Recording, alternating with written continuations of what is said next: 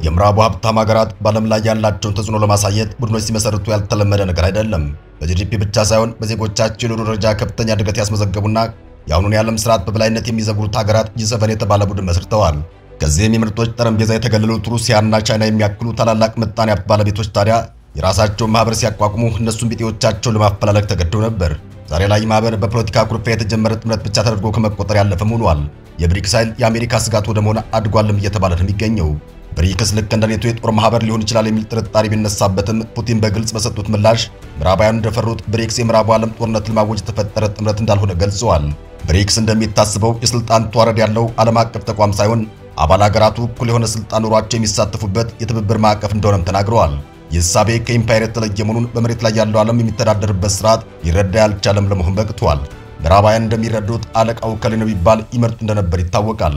ዘንድሮ ፑቲን 18ኛውን የብሪክስ መድረክ በማስተናገድ ለአባል ሀገራቱ ጽዋቸውን ሲያነሱ ከቀድሞ አባላቱ በተጨማሪ 4 አዳዲስ ሀገራትን ከድግሱ አቋድሰዋል። ሩሲያ፣ ቻይና፣ ብራዚል እና ህንድ የጀመሩት ህብረት በፈረንጆቹ አቆጣጠር በ2009 የመጀመሪያውን ስብሰባ አድርጎ ነበር። ያኔ ታዲያ በስብሰባቸው ብሪክ የተባለ ቡድን ያቋቁማሉ። ይህ ማህበር በቀጣይ ዓመት ደቡብ አፍሪካን አባል በማድረግ ስሙን ወደ ብሪክስ ቀይሯል። ከዚህ ማህበር ምስረታ 18 ዓመታት በኋላ ታዲያ ሌሎች የዓለም ታዳጊ ሀገራት የአባልነት ጥያቄዎችን ጠይቀው ሀገራቱ ተቀባይነት ያገኙ ሲሆን ሳውዲ አረቢያም በይፋ አባልነቷ ሳይረጋገጥ ስብሰባዎች ላይ እንድትካፈል የተጋበዘች ሀገር ሆናለች። ቱርክና የመሳሰሉ ሀገራትም የአባልነት ጥያቄ አቅርበው እየተጠባበቁ ያሉ ሲሆን ይህ ቡድን በመጪዎቹ ዓመታት ተጨማሪ አባላትን በማከል ይበልጥ እንደሚጠናከር ይጠበቃል።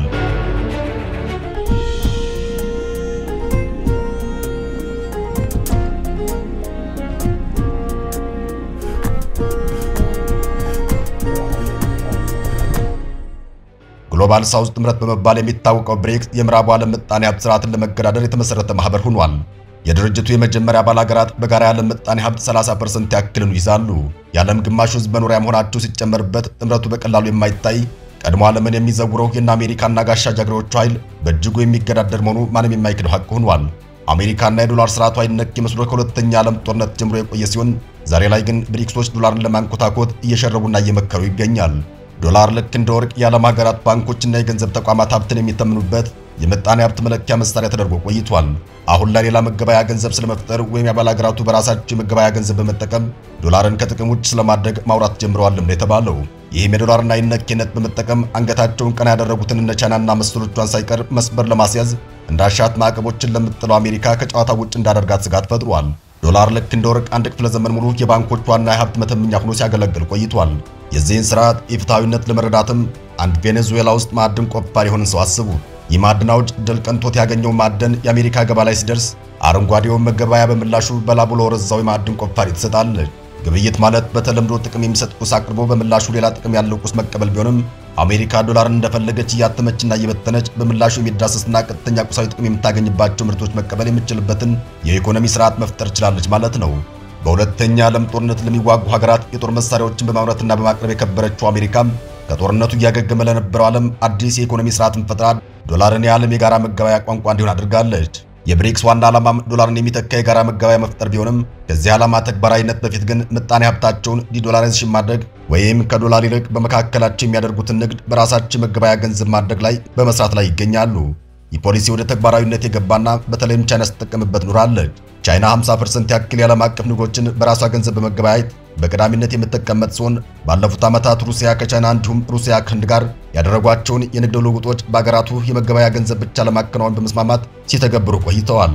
የዶላርን ከንግዳቸው የማስወጣት ፖሊሲ ታዲያ በኢራንና በሩሲያ መካከል ሊጀምርም አገራቱ ተስማምተዋል። የአሜሪካ ተጽዕኖ ያስመረራት ኢራንም ይህን የምጣኔ ሀብት ስርዓት እንደ ጥሩ አማራጭ ወስደዋለች። የዶላርን የበላይነት ለመመከት በማሰብ ድንበሯን ከተቀረው ዓለም ዘግታ በራሷ የምታመርተው ምርት ላይ ትኩረት አድርጋ ለመኖር የወሰነችው ሰሜን ኮሪያ ታሪክ የዚህ ዓለም ስርዓት የመቀየርና አዲስ ስርዓት የመፍጠር ጉዳይ ምን ያክል ወሳኝና አንገብጋቢ ጉዳይ እንደሆነ ፍንጭ የሚሰጥ የዓለም ትራጀዲ ሆኗል። ምክንያቱም ሰሜን ኮሪያ ለከፍተኛ ቂምና ኢኮኖሚ ውድቀት መዳረጓን ዓለም የሚረዳው ጉዳይ ሆኗል። አንዲት ሀገር በሯን ዘግታ በዜጎቿ ምርት ብቻ ለመኖር መሞከሯ የዓለም አቀፍ የንግድ ስርዓት ያለ አግባብ ውድድር በሌለበት ዓለም ሊያቀርበው ከሚችለው መትረፍረፍ አለመቋደስን ያስከትላል። ሆኖም የዓለም አቀፍ ንግድ በአንድ ሀገርና ኢምፓየር የበላይነት ሲቃኝ ኢፍትሐዊነት ሊሰፍን ስለሚችል የሰሜን ኮሪያን አይነት ቅዋሜ መመልከት በጣም የሚገርም አይሆንም። ከብሪክስ አባል ሀገራት ውስጥ በምጣኔ ሀብት ረገድ የአሜሪካን ኢምፓየር የሚገዳደር አቅም ያላት ቻይና እንደሆነች ይታወቃል።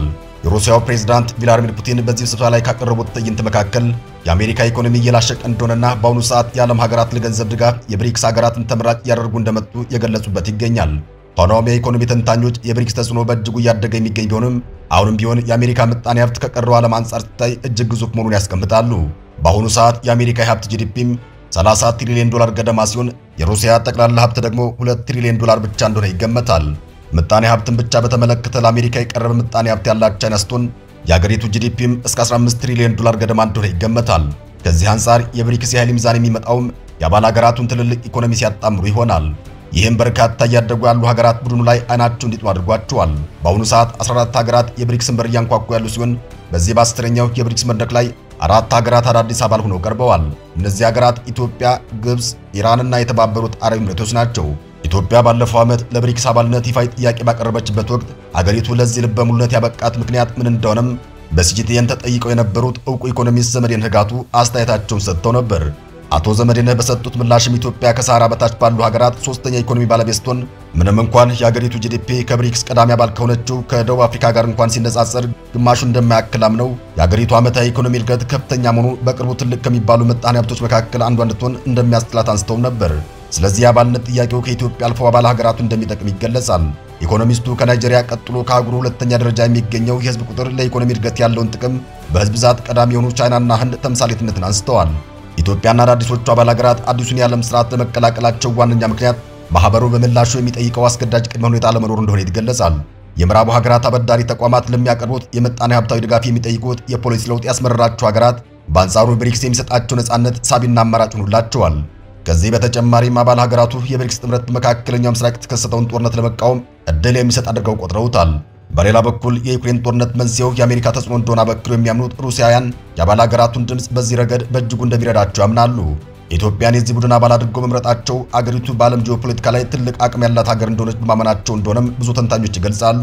እናም ኢትዮጵያ አዲስ እያንሰራራ ባለው የዓለም ስርዓት ላይ የራሷን አስተዋጽኦ እንደምታደርግ በማመን መድረኩ ላይ ተገኝታለች። ጠቅላይ ሚኒስትር አብይ አህመድ በመድረኩ ላይ ከተናገሯቸው መካከል የመንግስታቱ ድርጅት ሴኩሪቲ ካውንስል ሪፎርም እንዲያደርግ ጠይቁበት ይገኝበታል። የአፍሪካ ሀገራት በሴኩሪቲ ካውንስል መቀመጫ እንዲያገኙ ሐሳብ ያነሳው የዘንድሮ የመንግስታቱ ድርጅት ጉባኤ የአህጉሩ ሀገራት መቀመጫ የድምፅን በድምፅ የመሻር ስልጣን ካልታከለበት ይቅርብን ማለታቸው ይታወሳል። በተጨማሪም የብሪክስ ስብሰባ ያልተጠበቀ ክስተትን አሳይቶናል። ማህበሩን ከተቀላቀሉት አዳዲሶቹ አባል ሀገራት መካከል ግብጽ ትገኝበታለች። በዚህም ታዲያ ለፖለቲካ ተንታኞች ውስጥ የሚውል ክስተትን ተመልክተናል። በአንድ ገበታ ሊቆርሱ ከተሰበሰቡት ሀገራት መካከል የሆኑት ታሪካዊ ባላንጣዎቹ ኢትዮጵያና ግብጽ ይገኙበታል። ዲፕሎማሲያዊ ደንብ በሆነው መሰረት የአባል ሀገራቱ መሪዎች ለፎቶ ጎን ለጎን ሲቆሙ አጋጣሚው ጠቅላይ ሚኒስትር አብይ አህመድና አልሲሲን ጎን ለጎን አቁሟቸዋል። የቀጠናዊ ባላንጣዎቹ መሪዎች በመካከላቸው የነበረውን እንደ ብረት የጠነከረ ውጥረት በግልጽ ታይቷል። ሁለቱ መሪዎች እጅ ለእጅ ከመጨባበጥም ተቆጥበዋል። ሁለቱ ሀገራት በመጀመሪያው ዓመት ተሳትፏቸው ላይ በብሪክስ አባል ሀገራት የሁለቱን ሀገራት ውጥረት ለመፍታት ምንም አይነት ጥረት ሳይደረግ ተጠናቋል።